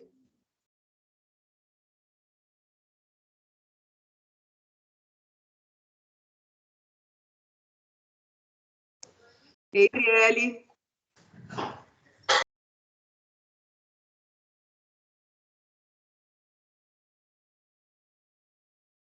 Quem gostaria de começar fazendo perguntas, comentários, considerações? O que achou da mesa? Comentar isso, né? Eu falo. Deixa o povo comentar. Pois é, a gente está se segurando, não é, Cris? Esperando para que vocês falem. Alguém quer perguntar? Cris, vou deixar. Você é público aqui, pode perguntar. Eu queria comentar sobre o trabalho primeiro. Tem um trabalho de Elza que eu quero comentar. O trabalho de quem fez a apresentação da etnomatemática. Como é o nome dela? Eu estou olhando aqui. Ela está aí ainda? Caiana Lu, você está aí, né? Acho que ela saiu. Acho que ela saiu, não? O de Elza eu achei super interessante, quando ela já traz essas discussões sobre as questões decoloniais, né? E essa questão da mulher, que hoje é tão importante. E queria que ela falasse um pouquinho mais, assim, ela como mulher, como é que ela viu essas questões fazendo esse trabalho, mulher negra, né? E quais os sentimentos que trouxe esse trabalho de fazer essa discussão. E também as meninas que fizeram o trabalho do PIBID, né? Tanto as meninas que fizeram a questão das ferramentas remotas, como também da Thaís, se elas têm pretensões de continuar com essas pesquisas depois porque elas já estão finalizando, né? Já estão, acho que já estão em 6º, 7º semestre. Então, como é que vai ser o encaminhamento disso? Isso é para começar. Elisa, a palavra, então, está com você para começar, e depois a gente volta na sequência. Tá certo. Uma pergunta muito interessante, né? Quando eu apresentei na jornada, também me foi feita essa pergunta. Eu gosto muito de relacionar aquilo que a gente pesquisa com a nossa própria realidade. Então, se esse objetivo é alcançado, com certeza o objetivo da pesquisa foi alcançado também.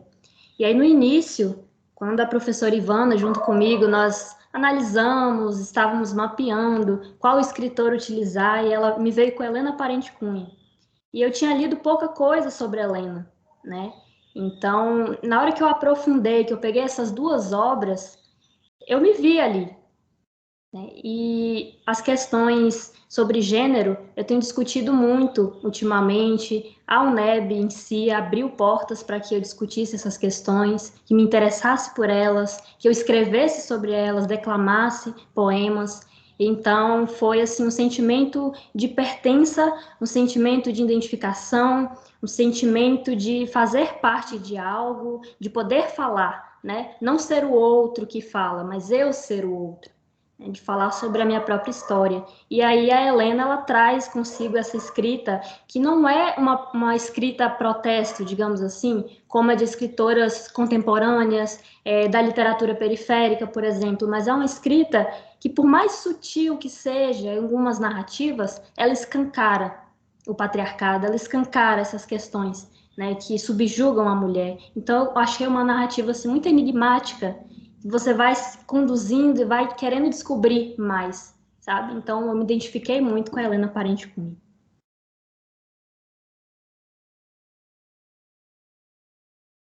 Obrigada, Elisa. Na sequência, Tássia, pode falar. Deixa eu abrir aqui para ficar melhor. Consegue me ver? Agora sim. Eu não sei se eu interrompi a Cris. Cris perguntou para uma outra colega, não sei se a outra colega respondeu, mas acho que ela não estava aqui, né? Eu tinha perguntado às meninas que estavam fazendo a residência, porque o trabalho de vocês eu conheço, né? Então... Não, é porque eu ia perguntar para uma outra pessoa, eu não sei se estou passando na frente. Mas fala aí. Minha pergunta especificamente vai para a Sabrina. E, primeiramente, eu quero parabenizá-la, né, pelo trabalho dela, experiência de vida. E como lugar de fala, né, esse trabalho dela especificamente, e qual a experiência que ela está tendo. Nós sabemos, a nossa pesquisa e a de Silvânia, nós temos um contato, nem tanto, mas tivemos contato, né, com a questão da educação inclusiva em si, e percebemos a fragilidade que a UNEB tem em questão de intérprete, de alunos surdos, e eu percebo, né, como eu posso dizer, essa fragilidade. E eu queria saber, ela como aluna surda, como lugar de fala, ela está fazendo um relato de experiência importantíssimo, como ela se sente, como ela se viu, né, durante essa trajetória. Eu aproveito e complemento. Fale também, Sabrina, desse seu desejo de ser professora, essa relação com essa tua trajetória. Sim.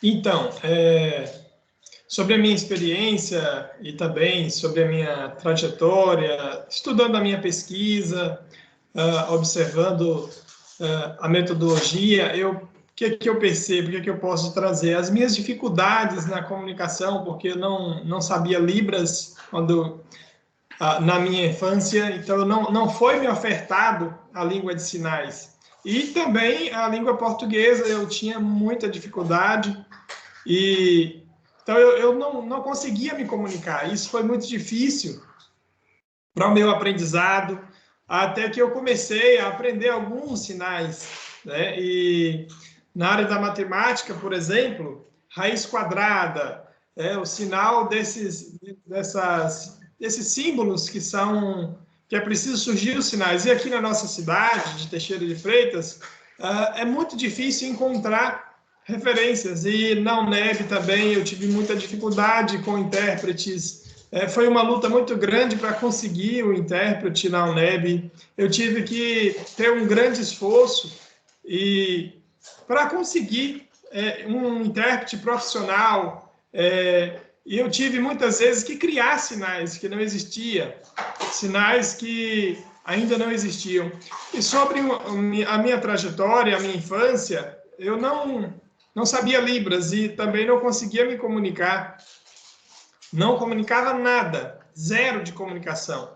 Usava alguns sinais, algumas expressões faciais, alguns sinais caseiros, e todo o meu trajeto dentro da educação básica foi de puro esforço meu para conseguir chegar na faculdade, na universidade. Então, essa experiência que eu trago é uma demanda de muito esforço e vontade que eu tive.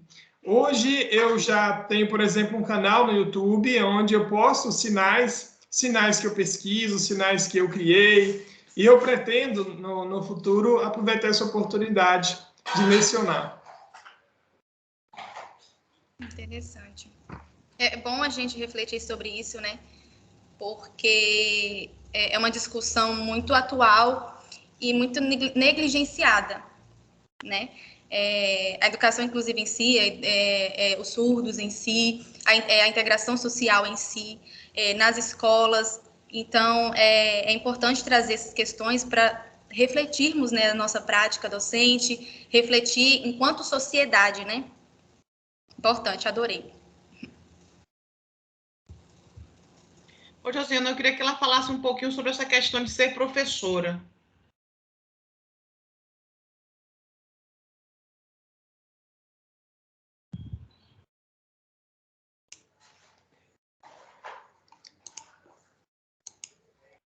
Então, é um sonho que eu tenho de ser professora no futuro.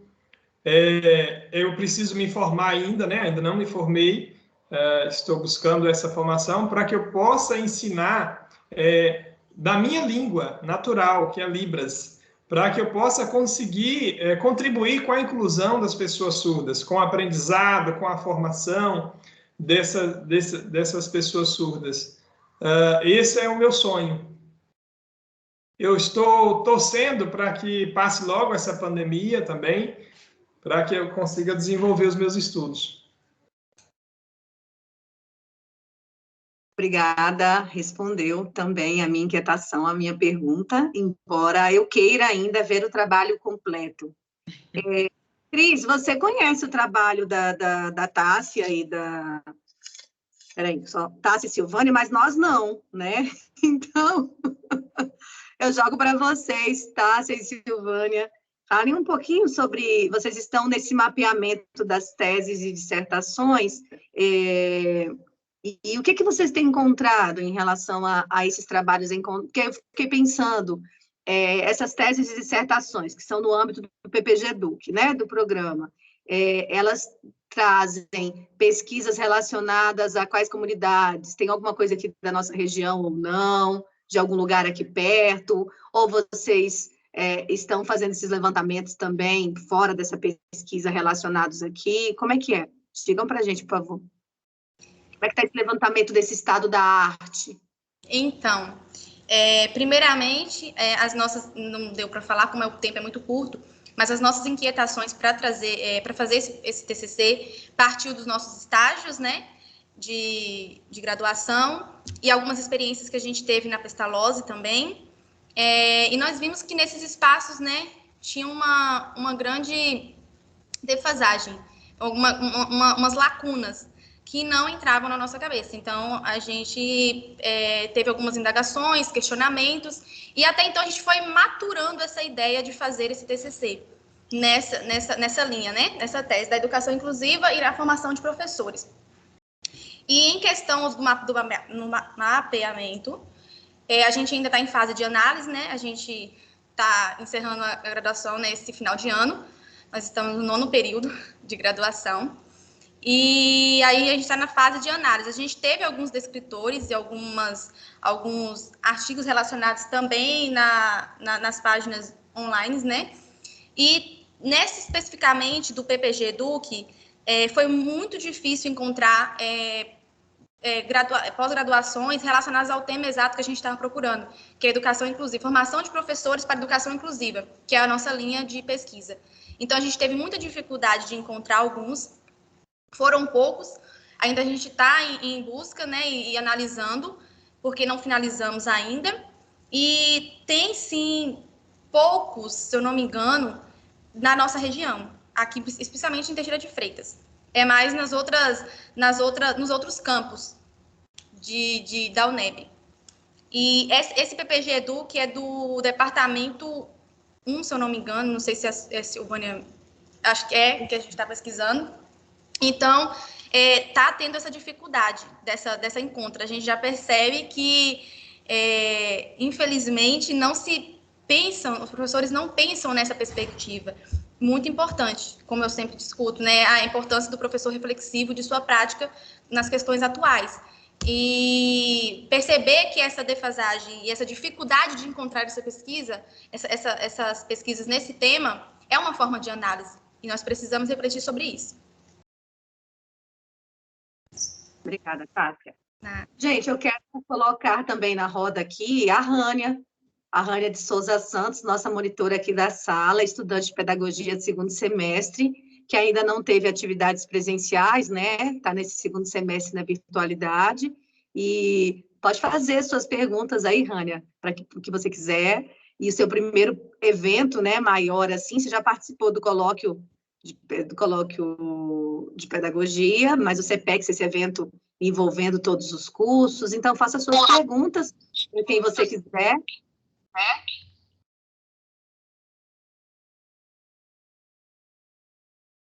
Ou diga o que você acha das apresentações. Você quem sabe.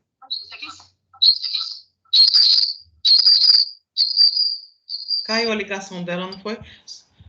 Sabrina, tem alguma pergunta de algum trabalho? Alguma curiosidade? Quer saber algo?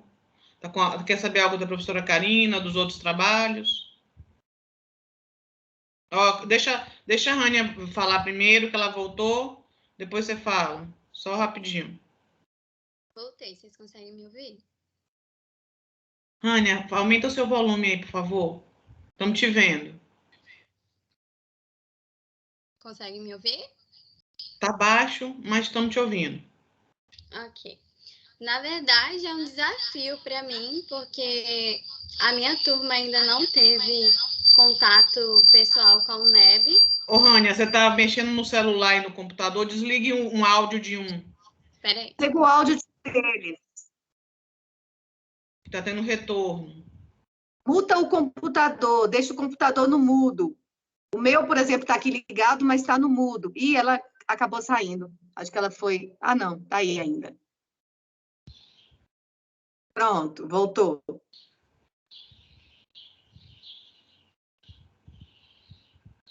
Aí, tá me ouvindo? Está tendo retorno não, ainda. Está com sintonia ainda. Vamos fazer assim, a gente vai interagir com a Sabrina e aí tenta ver se você consegue... Você pode até sair do computador se quiser e ficar só no celular, porque os registros agora você consegue fazer só com o celular.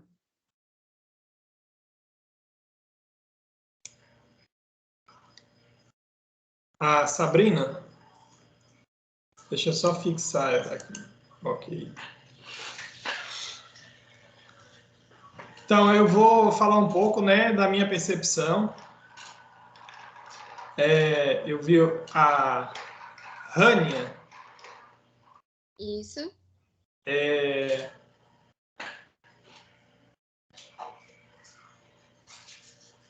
Porque é interessante essa didática, por exemplo, os desenhos, é importante, é interessante ter quando você fala do trabalho da pintura, da arte, envolvendo os alunos nessa educação prática, usando o desenho e as pinturas para trabalhar as disciplinas. Eu achei muito interessante essa parte, e isso é interessante para nós surdos também, porque o surdo é visual, então trabalhar com cores, com materiais palpáveis, isso é muito importante. E aproveitar para trabalhar as cores, por exemplo, o nome das cores, tem muita coisa que dá para trabalhar aí. Achei muito importante, gostei muito. Foi Rânia que apresentou a etnomatemática? Não. Ela saiu, menina, não está aqui, não. Foi eu, desculpa, a internet caiu, mas eu voltei. Caiu Ana Lu. Oh, Ana Lu. Eu falei Rânia porque a Sabrina está justificando que ela confundiu com a Rânia, que está na tela. É Ana Lu. É Ana Lu? Sim. O que você achou das apresentações? Até perguntamos, eu fiz uma pergunta, mas você tinha saído, comentei o trabalho e falei sobre se vocês atuam no coletivo de professores de uma maneira mais interdisciplinar. Eu sei que a sua abordagem metodológica, né, você trabalha desde a perspectiva da matemática, mas aí eu pergunto se vocês, como coletivo de professores no território como Ixatibá, trabalham, né, numa abordagem também interdisciplinar, pensando os componentes todos aí.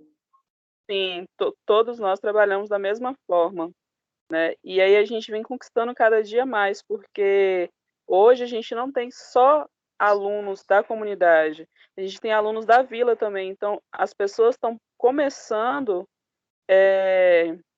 a valorizar o nosso trabalho também, vendo que essa forma que a gente ensina realmente está dando algum resultado, né? Então, estão passando a confiar mais no nosso trabalho. Infelizmente, a gente não tem ainda uma estrutura física, né, como a gente gostaria de ter. A estrutura todinha que a gente tem aqui na aldeia foi através de mutirões, através de ajuda de pessoas que vêm, que doam material, e aí a gente consegue construir as salas. E aqui a gente tem desde o maternal até o ensino médio, né? Então são salas improvisadas e desde os pequenininhos a gente começa com o mesmo trabalho, né? Então eles podem tomar banho de mangueira, eles podem pintar com urucum, né? E os professores trabalham muito junto nisso, né? Na cultura mesmo, e sempre acolhendo quem vem de fora, né? Quem quer conhecer nosso trabalho, quem quer participar do trabalho, né? Então isso é muito gratificante para a gente ter alunos não indígenas também agora na nossa escola. Que bom, Caiano, que bom escutá-la e ouvir mais, né? Que esses minutos que são tão pouquinhos, então também nessa interação nós vamos Isso, é porque ouvindo. eu tô no trabalho e aí eu fiquei sem internet aqui, agora que eu consegui voltar. Eu imaginei que tivesse caído sua conexão, sem problema. Quer falar, Rânia? Sim, eu gostaria de falar sobre a Sabrina. Ela disse que quer levar a língua dela para as pessoas, ensinar a língua dela, e eu acho isso de extrema importância. Acredito que deveria fazer parte da Base Nacional Comum Curricular. Acredito que isso deveria ser algo empregado nas escolas, para que as pessoas tivessem mais acesso à língua e ela, como ela disse, não passasse tanta dificuldade ao ter pessoas que não conhecem, não sabem, e ela ter tido o trabalho de procurar um intérprete, até mesmo dentro da universidade. Só para esclarecer, viu, Rani, esse ano foi aprovado as escolas bilíngues para surdo, foi um avanço, é uma modalidade agora. Estava na LDB a discussão do bilinguismo para o indígena, mas agora há um reconhecimento da Libras. Isso foi um avanço muito grande para a comunidade. Agora vem outras lutas, que é ter recurso para ter uma escola física, para ter professores qualificados, para ter intérpretes também. Então, são outras lutas. E a gente tem que pensar que com esse financiamento da educação que a gente tem aí, qualquer coisa que se faça nas escolas brasileiras, seja para surdo, seja para quem não tem nenhum tipo de deficiência ou surdez, ou seja, qualquer política pública para a educação precisa de investimentos e recursos para que as políticas funcionem. Eu queria só fazer um comentário, Karina, assim, dos trabalhos, que eu tenho acompanhado as salas, e quero parabenizar todas as salas que eu acompanhei, porque, de alguma forma, todos os trabalhos têm focado nas discussões de mudanças tecnológicas, nas metodologias. As meninas que apresentaram as questões com relação às aulas remotas, eu acho fantástico isso, né? Criaram possibilidades para que os pais acompanhassem, a família, os professores. Então, foram buscar informações, aplicativos de aprendizado. Então, isso foi muito importante. E outras discussões também, ver discussões de interculturalismo, discussões com relação a respeito à cultura do outro, respeito à diversidade, né? A gente sair daquela caixinha da educação homogênea, da educação igual, né? Então, eu acho que a gente tem que aprender realmente, de fato, a respeitar essa educação que é diferente, que nós somos pessoas diferentes dentro da escola, e essa escola ela tem que acolher a todos, a todas as pessoas. Obrigada, Cris. Acolher efetivamente, né?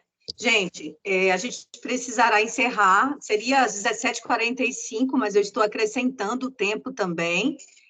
Quero falar da minha alegria por essa interação, pelos trabalhos apresentados, pela qualidade das pesquisas, né, que configuram estes trabalhos, e eu sei que há estudos aí em processo, e aquilo que eu falei também, já sei que alguns serão publicados em virtude da própria origem desses trabalhos, são estudos importantíssimos, precisam ser publicizados, circular, essas discussões precisam cada vez mais, como diz a Cris, a gente precisa discutir os aspectos que circularam por aqui, né? E trabalhos tão diversos e que há, entre eles, de alguma maneira, alguma espécie de fio que os conduz.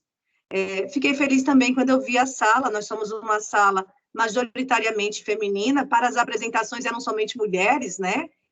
O professor Carlos estava aí como orientador, mas a apresentação, o protagonismo é da Caiana Lu, a prática da Caiana Lu, e isso é interessantíssimo, e aí também articula com o trabalho da Elisa, pensando nessas nossas figurações enquanto mulheres na sociedade, como esse nosso estar na educação, nós precisamos a todo tempo entabular lutas e na realidade, precisamos enfrentar desafios que são os mais variados, né?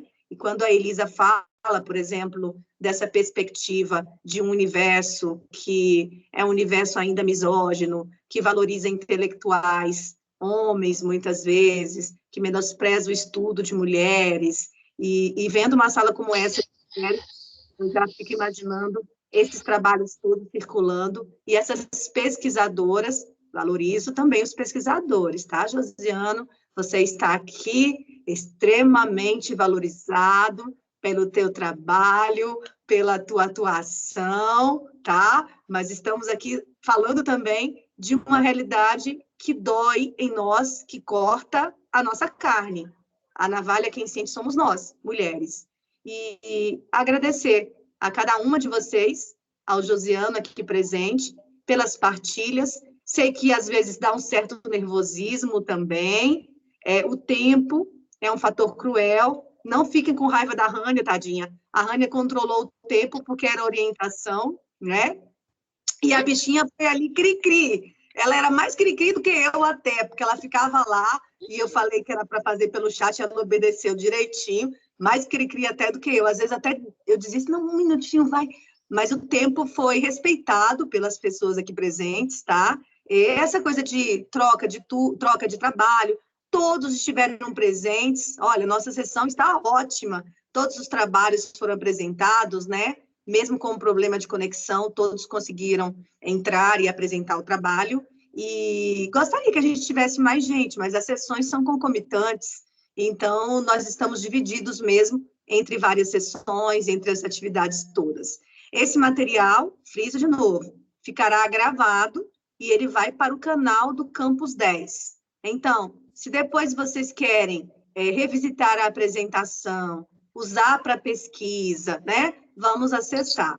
Vamos colocar somente na semana que vem, porque depois que terminar tudo amanhã, a gente terá o tempinho e vamos colocar na semana que vem, e todas as sessões serão alocadas no canal UNEB Campus 10, canal YouTube UNEB Campus 10. Bom, alguém mais quer falar? Bom, aproveitando aí a fala, eu gostaria de pedir para vocês abrirem a câmera, para a gente tirar um print e deixá-la no canal quando for exposto a gravação. Tá todo mundo gravado o tempo todo, né? Mas o print também é fazer as fotos para divulgação, porque é gravado por todo mundo. Olha que linda essa tela! Rani é a menina do registro. Sim, já tirei um monte de print do trabalho de vocês. Mas eu fiz aqui também. Só que eu fiz de lado, né? Porque eu olho para cá para fotografar. Gente, olha, que tela mais linda. Agora tem que olhar para o computador. Grande abraço. Obrigada, Adriele, Tássia, Silvânia, Elisa, a Rânia, a Sabrina, a Cris, que ficou conosco esse tempo todo, né? Josiano. E aqui eu fico pensando, Josiano está aí a apresentação inteira. Eu estive no evento ontem, a cada 20 minutos tinha um tradutor. Trocava o tradutor. né? E a gente não fala nada, né, Gris? Porque não, fazer eu esse não falo evento... nada porque eu já não sei de brigar. E não, a gente vai brigar feio. Mas, assim, agradecer, Josiana, a sua resistência aí, porque é um trabalho, eu sei que cansa, e vamos valorizar a atuação do Josiano e da Patrícia, né, durante este evento, e que vai permitir também que não apenas para a Sabrina, mas que outras pessoas surdas, que a comunidade possa acessar essas nossas mesas que tiveram essa brilhante atuação do Josiano e da Patrícia. Muitíssimo obrigada e pela presença de vocês também aqui. Beijo, beijo, beijo grande. Agradeço também, aproveito para parabenizar todos que apresentaram, toda a comissão organizadora e a Sabrina. Parabéns. Josiano vai apresentar hoje à noite. Eu agradeço a oportunidade e peço desculpa de não ter acompanhado todos os trabalhos, mas vou tentar acompanhar depois da gravação. Valeu. Isso, pela gravação você consegue, Gaela Lu, fique tranquila. Muito obrigada. Vou parar a gravação, gente. Parando a gravação.